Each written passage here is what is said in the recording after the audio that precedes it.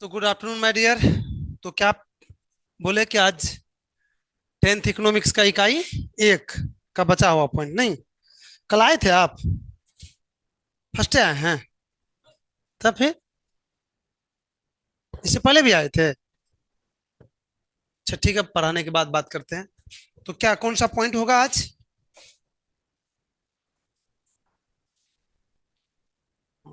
अर्थव्यवस्था के प्रकार। लिख लीजिए आप लोग बीच कॉपी में। अर्थव्यवस्था के प्रकार, ये होगा आज अर्थव्यवस्था के प्रकार। आप नहीं आए थे कल तो लिखिए इसको कॉपी में।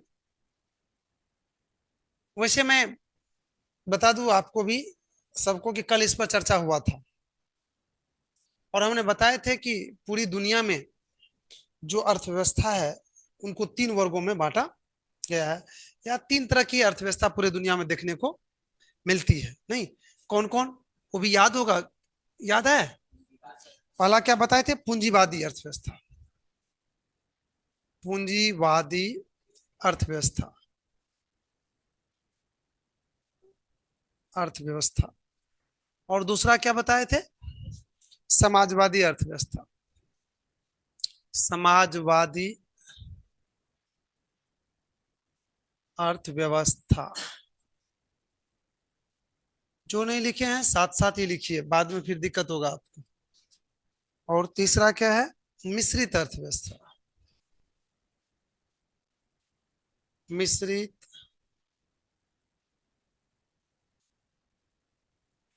यही तीन था, मिश्रित अर्थव्यवस्था। और तीनों को वैसे मैं डिटेल कर चुका हूं, लेकिन अभी भी मैं डिटेल करूंगा।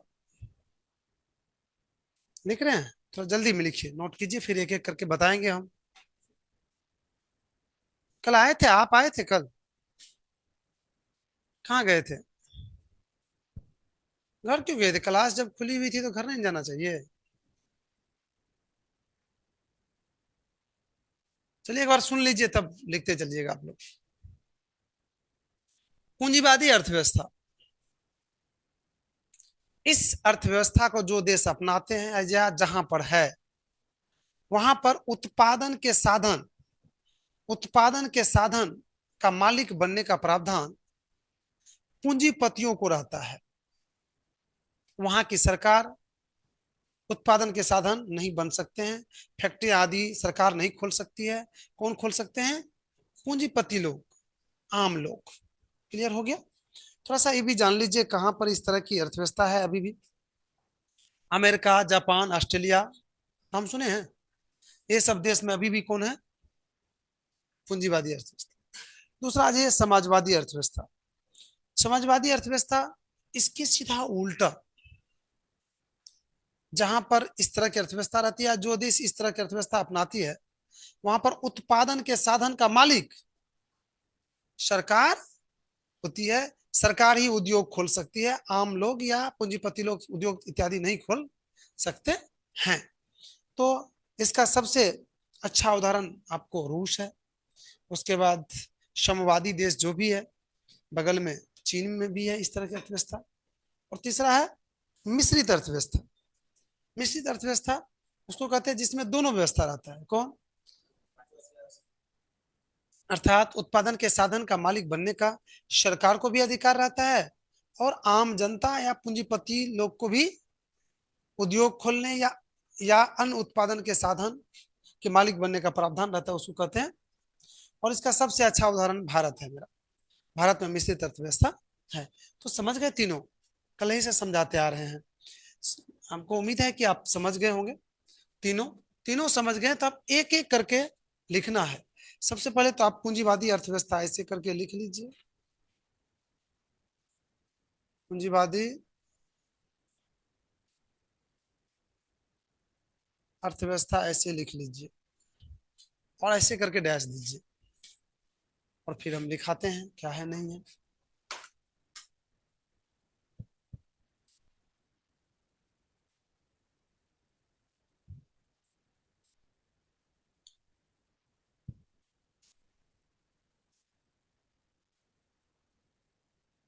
देखिए, इस अर्थव्यवस्था के अंतर्गत,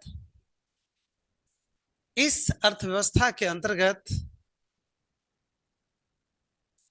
इस अर्थव्यवस्था के अंतर्गत उत्पादन के साधन का मालिक, इस अर्थव्यवस्था के अंतर्गत उत्पादन के साधन का मालिक,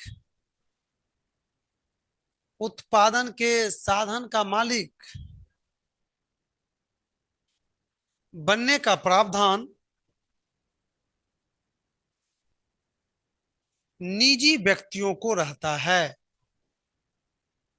निजी व्यक्तियों को रहता है। बनने का मालिक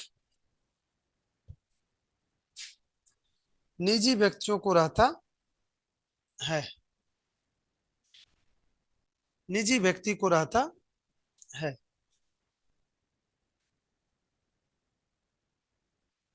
देख लिए, तीनों लिखना है ना आपको। उसके बाद समाजवादी अर्थव्यवस्था लिखिए।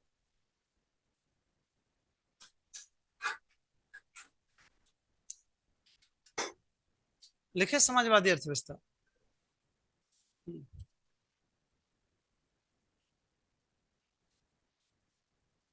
उसमें क्या लिखे?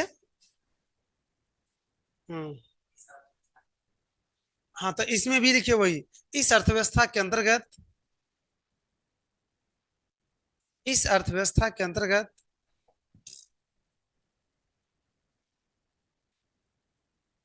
उत्पादन के साधन का मालिक, इस अर्थव्यवस्था के अंतर्गत उत्पादन के साधन का मालिक बनने का प्रावधान, उत्पादन के साधन का मालिक बनने का प्रावधान, साधन का मालिक बनने का प्रावधान सिर्फ सरकार को रहती है,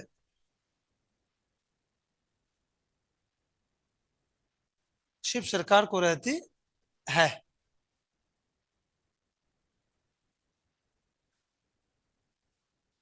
पूर्ण विराम। चीन, लिख ले रहे हैं ना आप लोग, और स्लो लिखा है क्या? पूर्ण विराम। चीन, क्यूबा, रूस आदि, चीन, क्यूबा, रूस आदि, आदि देश की अर्थव्यवस्था,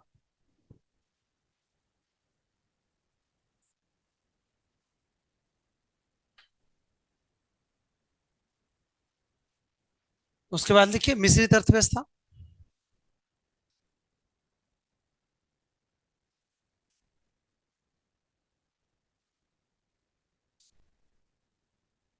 डैश दे दिए। लिखिए, इस अर्थव्यवस्था के अंतर्गत,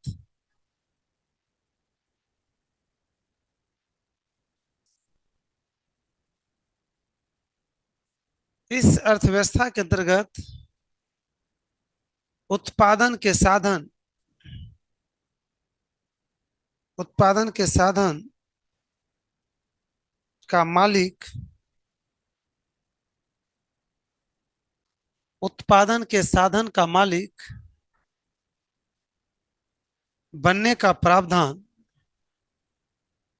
उत्पादन के साधन का मालिक बनने का प्रावधान सरकार और निजी व्यक्ति दोनों को रहता है,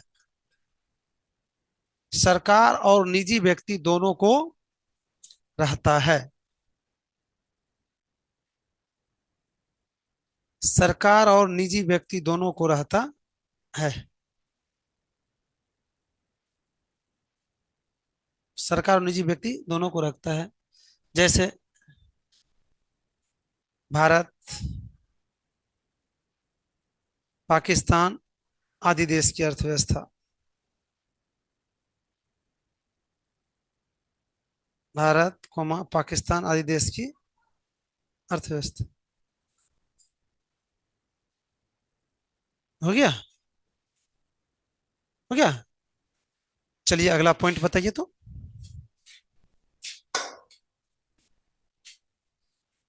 बताइए अगला कौन क्या है। जी, समावेशी विकास। अरे तो वो आए भी नहीं है ऑपरेटर साहब हैं। अभी भी आ सकते हैं ना, अभी तो बहुत टाइम हो गया। क्या समावेशी विकास? सुने हैं नाम कभी समावेशी विकास का आप लोग? नहीं सुने होंगे, इकोनॉमिक से तो कभी भेंट तो हुआ नहीं है कि। पता नहीं कैसे आप लोग 10वां में सोचे कि पढ़ लेते हैं, हाँ? क्या पहले तो पढ़े हैं, बहुत कम ही लोग पढ़े होंगे। समावेशी विकास, आइए ना, नहीं तो कोई बात नहीं, हम इस तरह से पढ़ाएंगे कि आपको दिक्कत होगा ही नहीं। समावेशी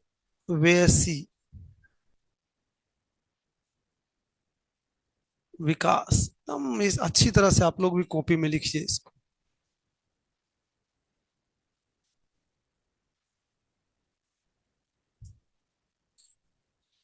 समावेशी विकास। पेन रखिए, बढ़िया से सुन लीजिए पहले। समावेशी विकास, विकास की वैसी प्रक्रिया जिसमें जिसमें या जिससे समाज के सभी लोगों को लाभ मिले, चाहे वो उच्च तबके के लोग हो, निम्न तबके के लोग हो, या मध्यम तबके के लोग हो, गरीब हो, अमीर हो, या मीडियम हो, जो भी हो, सबको लाभ मिले, सब जाति को लाभ मिले, सब धर्म के लोग को लाभ मिले, सब स्तर के लोग को लाभ मिले, तो विकास की वही प्रक्रिया क्या कहलाते हैं? क्लियर हो गया? अर्थात विकास की वैसी प्रक्रिया जिससे हमारे समाज के सभी तबके, सभी धर्म, सभी लोग, सभी लिंग के लोगों को लाभ मिले, उसी विकास की प्रक्रिया को समावेशी विकास कहा जाता है। और माय डियर, आज आज जरूरत है इसी विकास की, लेकिन आज इस तरह का विकास बहुत कम देखने को मिलता है। हाँ, कागज पर, स्टेज पर, लोगों के जुबान पर, खासकर नेता लोग जहां भी खड़े होंगे स्टेज पर, इसी विकास की बात करेंगे, समावेशी विकास की बात करेंगे। लेकिन अगर वास्तविकता में देखा जाए, हकीकत में देखा जाए, तो यह विकास का अपार कमी है माय डियर। सब नेता, लोकतंत्र में तो नेता इत्यादि जो हैं, वो वोट बैंक के लिए काम करते हैं। जिधर से देखते हैं कि वोट मिल रहा है या मिलने वाला है, वहां पर वो अधिक से अधिक इन्वेस्ट करते हैं, अधिक से अधिक ध्यान देते हैं, है कि नहीं? और जिसके कारण से आज हमारे समाज में बहुत सारे लोग पीछे रह जाते हैं, उसके विकास नहीं हो पाते हैं। अतः इस विकास को बढ़ावा दिया जाए। समझ गए? समावेशी विकास नोट कीजिएगा। चलिए कीजिए। विकास की वैसी प्रक्रिया, विकास की वैसी प्रक्रिया, विकास की वैसी प्रक्रिया जिससे, विकास की वैसी प्रक्रिया जिससे समाज के समाज के सभी जाति, समाज के सभी जाति, कोमा, धर्म, समाज के सभी जाति, कोमा, धर्म, कोमा, तबके, तबका मतलब वही स्तर, तबके के लोगों को, लोगों को लाभ मिले, या एक समान लाभ मिले, लाभ मिले या एक समान लाभ मिले, लाभ मिले या एक समान लाभ मिले, उसे क्या कहा जाता है? उसे समावेशी विकास कहा जाता है। उसे समावेशी विकास कहा जाता है।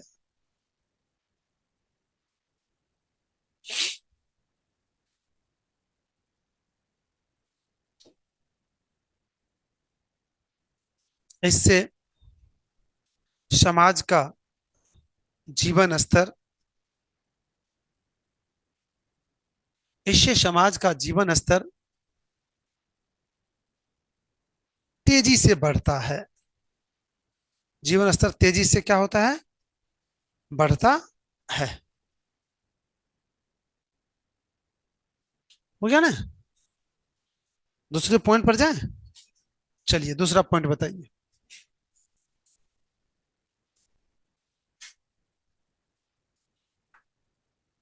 बताइए पॉइंट क्या है जी? सतत विकास। अगला क्या है? सतत विकास। सतत विकास। तो त सतत विकास।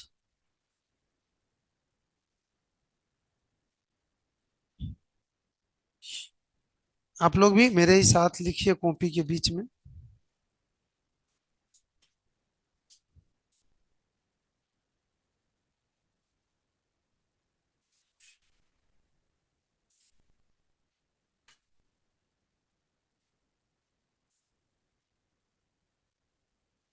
सतत विकास।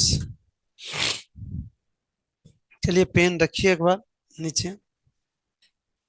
पहले सुन लीजिए उसके बाद हम लोग बात करेंगे। बोले सतत मतलब होता है लगातार, अर्थात विकास की वैसी प्रक्रिया जो लगातार चले, जिस पर कभी भी रोक लगने की संभावना नहीं हो, या जो कभी रुका ही नहीं है, नॉन स्टॉपेज चल रहा है। तो विकास की उस प्रक्रिया को क्या कहते हैं? लेकिन माय डियर सबसे बड़ा सवाल है कि विकास की कौन सी ऐसी प्रक्रिया होगा जो नॉन स्टॉपेज चलेगा, जिस पर कभी रोक लगने की संभावना नहीं होगा? कौन सी विकास की प्रक्रिया? सोचने वाली बात है माय डियर। मान लीजिए कि मैं यहां पर कुछ करके पैसा कमा रहा हूं, तो वो जो मेरा काम है, गतिविधि जो है, वो मेरा गतिविधि कब तक चलेगा? जब तक जब तक अड़ोसी पड़ोसी उससे अकच नहीं हो जाएंगे, अड़ोसी पड़ोसी को उससे हानि नहीं पहुंचने लगेगा, पर्यावरण उससे दुखी नहीं हो जाएगा। जब पर्यावरण दुखी हो जाएगा और उसी पड़ोसी को हानि पहुंचने लगेगा, तब इस पर क्या होने लगा? रोक लगाने के लिए सिस्टम बनने लगेगा, माहौल बनने लगेगा, और एक दिन जाके क्या होगा? वो बंद हो जाएगा। गलत चीज कह रहे हैं। तो कब हुआ? अर्थात वो सतत विकास नहीं हुआ। लेकिन मैं इस तरह से काम कर रहा हूं कि अड़ोसी पड़ोसी पर्यावरण को कोई बुरा प्रभाव पड़ ही नहीं रहा है, तो उस पर कभी भी रोक लगाने के लिए, बंद करने के लिए कोई माहौल तैयार होगा? नहीं तैयार हो, कोई मोमेंट बनेगा? नहीं तो वो विकास मेरा क्या चलेगा? लगातार चलेगा। जैसे अभी मैं ट्यूशन पढ़ा रहा हूँ, मोहल्ला के बीच में ही कोचिंग है, और हम अगर बच्चे को अनुशासन में नहीं रखेंगे, इस होके गली होके जाते हैं बच्चे, आते हैं, अगर ये अड़ोसी पड़ोसी के बच्चे को छेड़छाड़ करेंगे या मैं बोलेंगे या तो तत् साइकिल लगा देंगे, कुछ से कुछ करेंगे, खड़े रहेंगे, तो अगर इस मोहल्ले के लोग को दिक्कत होगा, तो धीरे धीरे लोग मन बनाएगा कि इस कोचिंग को यहाँ से हटाया जाए। और एक दिन जैसे ही किसी भी मैटर में हम कमजोर होंगे, सब चढ़ जाएगा और यहाँ से कोचिंग क्या करेगा? हटा देगा। लेकिन हम अगर यहाँ पढ़ा रहे हैं, मैं सब बच्चे को अनुशासन में रख रहा हूँ, इस मोहल्ले के जो बच्चे हैं उसको कम से कम फी में पढ़वा रहे हैं यहाँ पर, उस बच्चे को भी हम एक विकास की धारा में जोड़ रहे हैं, तो इस मोहल्ले के लोग भी खुशी रहेगा और सोचेगा कि यह कभी नहीं हटे। चूंकि यहाँ से मान लीजिए उसका भी रोजी रोटी चलने लगे, यहाँ पर पढ़ने वाला बच्चा इस आसपास में रहने लगे, रूम रेंट में रहने लगे, सब कुछ में रहने लगे, तो लोग चाहेगा नहीं कोचिंग रहे। तो समझ में आ गया सतत विकास क्या होता है? विकास की वैसी प्रक्रिया विकास की वैसी प्रक्रिया जिससे जिससे पर्यावरण पर कोई नुकसान नहीं पहुंचता है, जिससे पर्यावरण पर बुरा प्रभाव नहीं पड़ता है, उसी विकास की प्रक्रिया को सतत विकास कहते हैं। इसको दूसरे तरीके से ऐसे भी कह सकते हैं, विकास की वैसी प्रक्रिया जिससे या जो आने वाले पीढ़ी आने वाले पीढ़ी के हित को ध्यान में रखकर किया जाता है, उस विकास की प्रक्रिया को। चला समझ में? खिचड़ी बन गए ना? चलो नोट क्या ला। देखिए, विकास की वैसी प्रक्रिया विकास की वैसी प्रक्रिया विकास की वैसी प्रक्रिया जो लगातार चले। विकास की वैसी प्रक्रिया जो लगातार चले,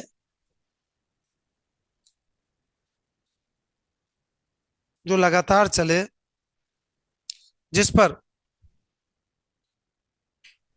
जिस पर रोक लगने की संभावना नहीं हो। विकास की वैसी प्रक्रिया जो लगातार चले, जिस पर रोक लगने की संभावना नहीं हो।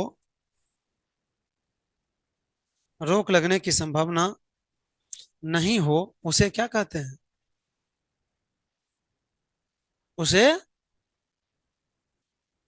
हम्म उसे सतत विकास कहा जाता है। उसे सतत विकास कहा जाता है। उसे सतत विकास कहा जाता है। पुनः विराम। इस विकास में इस विकास में भावी पीढ़ी के हित को ध्यान में रखकर इस विकास में भावी पीढ़ी के हित को ध्यान में रखकर विकास किया जाता है। इस विकास में भावी पीढ़ी के हित को ध्यान में रखकर विकास किया जाता है।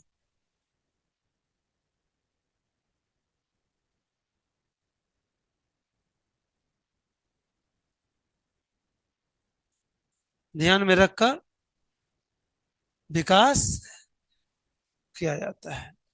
हो गया? समझ गए बढ़िया से? चलिए, अब अगला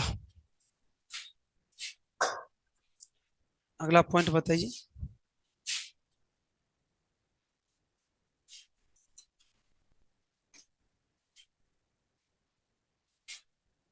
जी, योजना आयोग।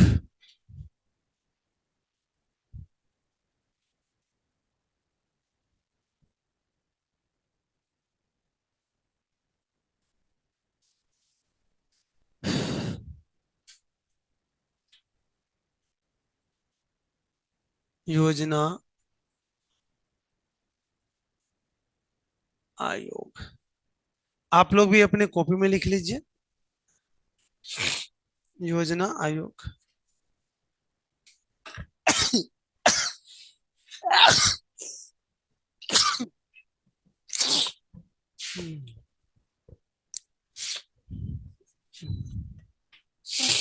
लिखे?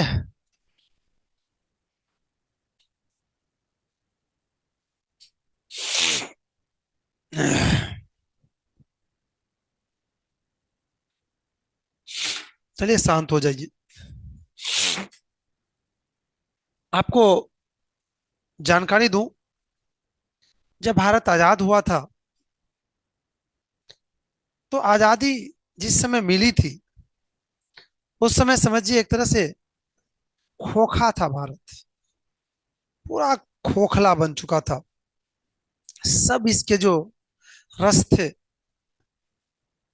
कौन लेके चल गया था? अंग्रेज लेके चले गए थे। अर्थात मेरे कहने का मतलब कि हर एक क्षेत्र पिछड़ा हुआ था। सब क्षेत्र का पारा नीचे था। अब उसको ऊपर उठाने के लिए सरकार ने 15 मार्च, जी, कब? 15 मार्च 1950 ईस्वी को, 15 मार्च 1950 ईस्वी को एक आयोग गठित किया, जिसका नाम रखा योजना आयोग। और इसका काम था कि सब क्षेत्र का जो मीटर नीचे हो चुका है वो कैसे ऊपर जाएगा, उसके लिए प्लान बनाइए। और उसके लिए प्लान बनाना शुरू किया। मैं बता दूं इसमें थोड़ा सा कौन क्या रहते थे।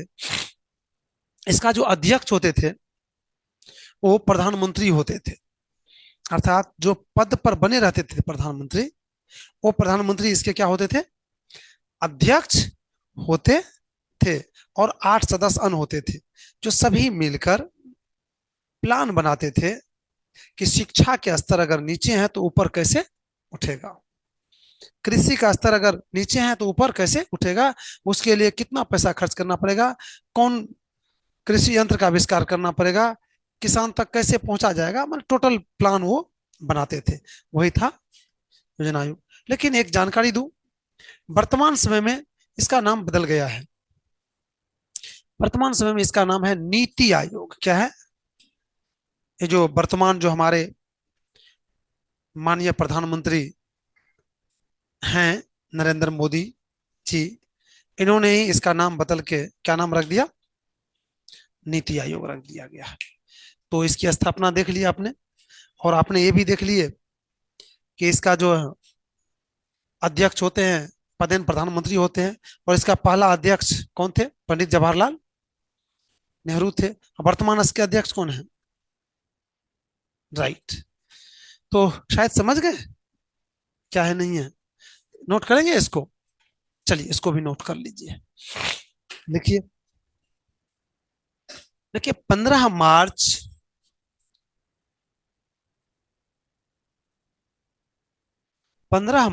1950 ईस्वी को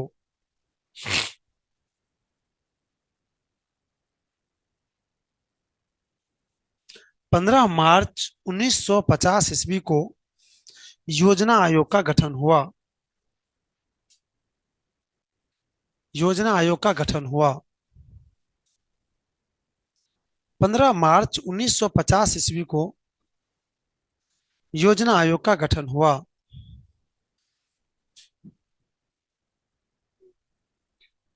इसका मुख्य उद्देश्य इसका मुख्य उद्देश्य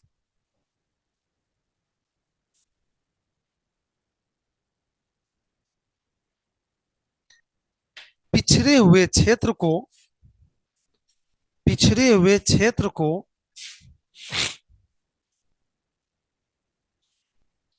पिछड़े हुए क्षेत्र को ऊपर उठाने के लिए योजना बनाना। पिछड़े हुए क्षेत्र को ऊपर उठाने के लिए योजना बनाना। पिछड़े हुए क्षेत्र को ऊपर उठाने के लिए योजना बनाना। पुनः विराम। पदेन प्रधानमंत्री पदेन प्रधानमंत्री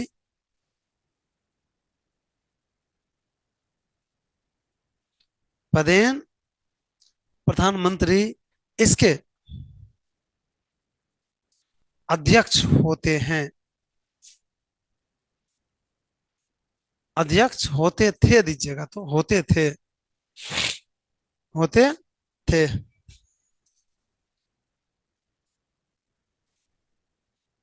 होते थे।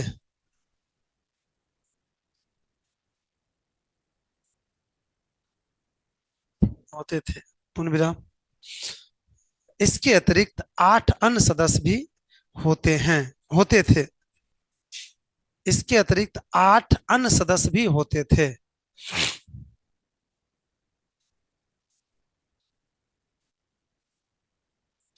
अन्य सदस्य भी होते थे।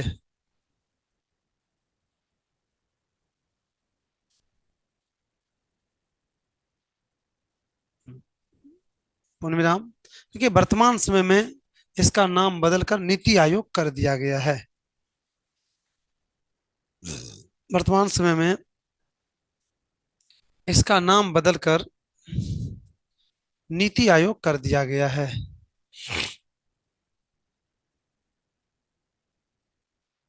वर्तमान समय में इसका नाम बदलकर क्या कर दिया गया है? नीति आयोग कर दिया गया है।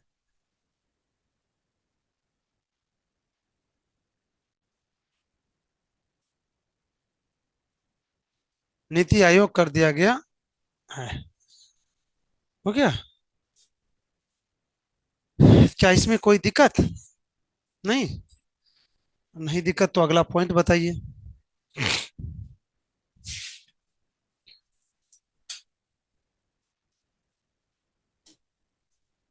जी, राष्ट्रीय विकास परिषद।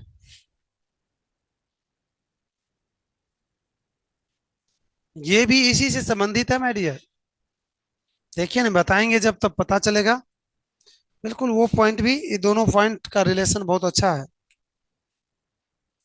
राष्ट्रीय विकास परिषद लिखिए, पहले लिख लीजिए आप लोग, उसके बाद हम बताएंगे। राष्ट्रीय विकास परिषद, ऐसे करके कॉपी के बीच में ही लिखिएगा पॉइंट।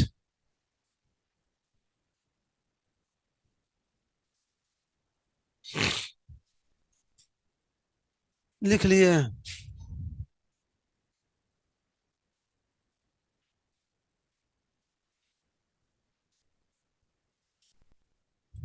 बोले राष्ट्रीय विकास परिषद। माय डियर, इसकी स्थापना किस कंडीशन में हुई वो सुन लीजिए। योजना आयोग ने तो योजना बना दिया कि भाई बिहार में जाके अमुक जगह फैक्ट्री लगाना है। हो गया। लेकिन बिहार सरकार से केंद्र सरकार की, चूंकि केंद्र सरकार बनाती थी, बिहार सरकार से केंद्र सरकार का तालमेल बढ़िया नहीं था। अब वहां से सारे टीम आ गए बिहार में फैक्ट्री लगाने के लिए। लेकिन बिहार सरकार जो थी, मुख्यमंत्री, उनसे अच्छा तालमेल नहीं होने के कारण से उन्होंने लोग को क्या किया, उस इलाका के लोगों को भड़का दिया और कहा जब वो आएंगे तो फैक्ट्री यहाँ मत लगाने दो, इससे बहुत सारे नुकसान ये वो होगा। तो जैसे ही वो सामान लेके आया, ये लोग आंदोलन शुरू कर दिया, मामला फंस गया, अर्थात फैक्ट्री नहीं लगा। तो ये किस लिए नहीं लगा? क्योंकि योजना आयोग और मुख्यमंत्री के साथ अच्छा तालमेल नहीं था। अगर मुख्यमंत्री और योजना आयोग के बीच अच्छा तालमेल रहता तो वो फैक्ट्री रुकता नहीं। तब तब माय डियर, ये जो पहले जो आपने पढ़े, क्या पढ़े अभी? योजना आयोग। ध्यान से सुनना, योजना आयोग, इधर देना ध्यान। और दूसरा कौन? राज्य सरकार। कौन? राज्य सरकार। ये इन दोनों के बीच अच्छा तालमेल बनाने के लिए कौन बना, कौन संस्था बना? ये दोनों के बीच अच्छा तालमेल बनाने के लिए क्या बनाया? इसको बनाया। अभी अच्छा तालमेल बना कैसे वो सुन लीजिए। योजना आयोग जो भी योजना बनाया तो डायरेक्ट नहीं उतार दिया धरती पर, जमीन पर। उसको क्या किया? इसमें भेजा। कहा? राष्ट्रीय विकास परिषद के पास भेजा। अब सुनिए, राष्ट्रीय विकास परिषद का सदस्य कौन होता है? माय डियर, राष्ट्रीय विकास परिषद का सदस्य होता है सभी राज्य के मुख्यमंत्री। कौन? देश में जितने भी राज्य है उसके मुख्यमंत्री कौन होते हैं? इसके सदस्य होते हैं। और योजना आयोग जो नियम बनाया, तो या कोई भी योजना बनाया तो कहां भेजेगा? पहले राष्ट्रीय विकास परिषद। तो यहाँ तो सभी राज्य के मुख्यमंत्री उपस्थित है। सभी राज्य के मुख्यमंत्री जो होगा, तू मैं दिस दैट देवानंद, वही कर लेगा। अब तो वहां से जो प्लानिंग आएगा यहाँ पर, तो यहाँ पर तो विरोध नहीं करेगा, क्योंकि जो करने का था। माय डियर, यहां से राष्ट्रीय योजना आयोग बना के योजना यहाँ भेजा, यहां से पास होने के बाद जाएगा जमीन पर। ठीक है ना? तो अब तो मुख्यमंत्री कोई दिक्कत नहीं रहा। तो देखे आपने राष्ट्रीय विकास परिषद का गठन क्यों हुआ? क्यों हुआ? योजना आयोग और राज्य सरकार के बीच अच्छा तालमेल बनाने के लिए। और कब हुआ? मैं तो इसलिए बताया ही नहीं बातों बात में। 6 अगस्त कब हुआ इसका स्थापना? 6 अगस्त कब? 1952 को, इतना में इसकी स्थापना हुई। कोई दिक्कत समझ में आ गया? और इसके सदस्य कौन होते हैं? कौन सदस्य होते हैं? सभी राज्य के मुख्यमंत्री। राज्य सरकार ने सभी राज्य के, हो गया। टाइम है आप लोग के पास, अगर लिखना चाहते हैं तो इसको हम लिखा सकते हैं, लिख लीजिएगा। लिखिए, लिखिए 6 अगस्त 1952 ईस्वी को, कब? 6 अगस्त 1952 ईस्वी को भारत में राष्ट्रीय विकास परिषद, भारत में राष्ट्रीय विकास परिषद का गठन हुआ। भारत में राष्ट्रीय विकास परिषद का गठन हुआ।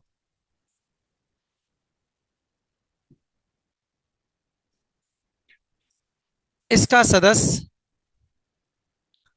इसका सदस्य इसका सदस्य सभी राज्य के इसका सदस्य सभी राज्य के मुख्यमंत्री होते थे।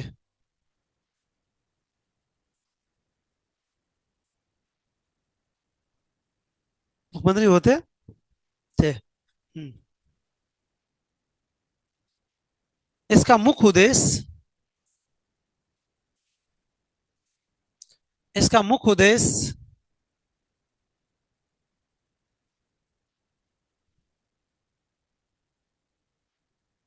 बारह से एक से दो, दो से तीन। इसका मुख्य उद्देश्य योजना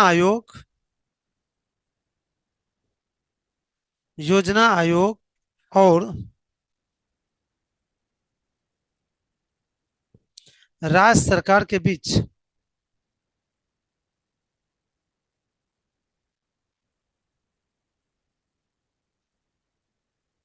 योजना आयोग और राज्य सरकार के बीच अच्छा तालमेल बनाना अच्छा तालमेल बनाना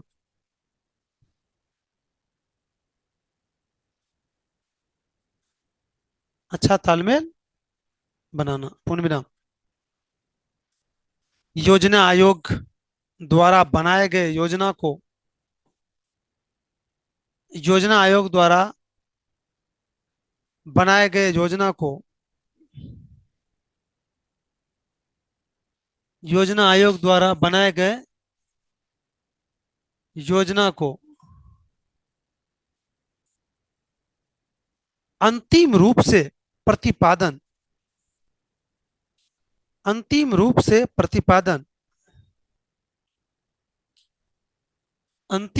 प्रतिपादन राष्ट्रीय विकास परिषद करते थे।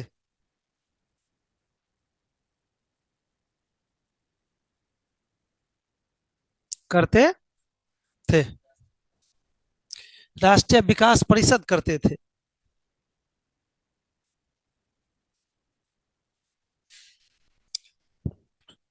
अगला, अब बताइए अगला पॉइंट। लगता है एक पॉइंट और हो जाएगा। आज तो नहीं आए, बहुत पॉइंट खींचा गया है? बताइए। हाँ, आर्थिक विकास की माप एवं सूचकांक।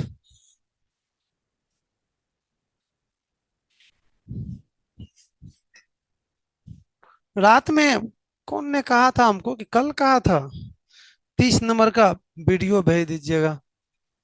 आप लोगों में से कोई थे क्या? आप लोग ऑब्जेक्टिव देखते हैं? 8 बजे रात को ऑब्जेक्टिव देते हैं लैब में, आप देखते हैं? टेस्ट तो जब ने टेस्ट नहीं होगा तब 8 दिन पर टेस्ट होती है, अर्थात सोमवार को टेस्ट होती है साप्ताहिक। क्यों नहीं देखते हैं? 50% का तो वही है, शाम का 8 बजे से लाइव है ऑब्जेक्टिव का। SST पॉइंट यूट्यूब चैनल पर। चैनल का नाम याद नहीं है? SST point Supaul YouTube channel. SST point Supaul YouTube channel, उसमें लाइव में जाइएगा। अभी भी शेड्यूल दे दिए हैं, पहले शेड्यूल दे दिया था, उसी को वो कीजिएगा। आपका उसमें नहीं जुड़ा हुआ है व्हाट्सएप में? अभी तुरंत जोड़ लीजिएगा उस ग्रुप में। सबका नंबर ग्रुप में जुड़ा हुआ आप लोग का? जिसका जुड़ा नहीं हुआ है जोड़ लीजिएगा। आइए, क्या लिखे हम लोग, कौन पॉइंट बताए, क्या बोले माय डियर? आर्थिक विकास की माप एवं सूचकांक। आप लोग भी लिखिए बीच में, आर्थिक विकास की माप एवं सूचकांक। आर्थिक विकास की माप एवं सूचकांक। आर्थिक विकास की माप एवं सूचकांक लिख लिए? सुन लीजिए क्या कह रहा है, क्या है नहीं है। आर्थिक मतलब धन दौलत की स्थिति, रुपया पैसा की स्थिति, उसका विकास की माप। और किसी भी देश, जब हम बात कर रहे हैं यहाँ पर तो देश की बात कर रहे हैं, किसी व्यक्ति विशेष की बात नहीं कर रहे हैं। अगर किसी भी देश की जो आर्थिक स्थिति है, रुपया पैसा की जो स्थिति है, उसको हम कैसे मापेंगे। और सूचकांक का मतलब होता है इंडिकेटर। और उसका कौन सा इंडिकेटर है कि हम समझ जाएंगे कि आर्थिक क्षेत्र में विकास हो रहा है या नहीं हो रहा है, या विकास हो रहा है तो कितना हो रहा है, वही कहता है इंडिकेटर। बताइए। तो मैं बता दूं कि किसी भी देश के विकास की जो मापक होते हैं, बैठखड़ा होते हैं, इंडिकेटर जो होते हैं, वो दो इंडिकेटर है माय डियर। दो ही इंडिकेटर से पूरे आर्थिक स्थिति की माप होती है। पहला है राष्ट्रीय आय। क्या है पहला माय डियर? राष्ट्रीय आय। और दूसरा है प्रति व्यक्ति है। आप लोग भी लिख लीजिए इसको, प्रति व्यक्ति आय। यही दो इंडिकेटर है, यही दो बैठखड़ा है, जिससे किसी भी देश की आर्थिक स्थिति को मापा जाता है, आर्थिक स्थिति को इंडिकेट किया जाता है कि वहां की आर्थिक स्थिति क्या है, नहीं है। लिख लिए? नोट कीजिए।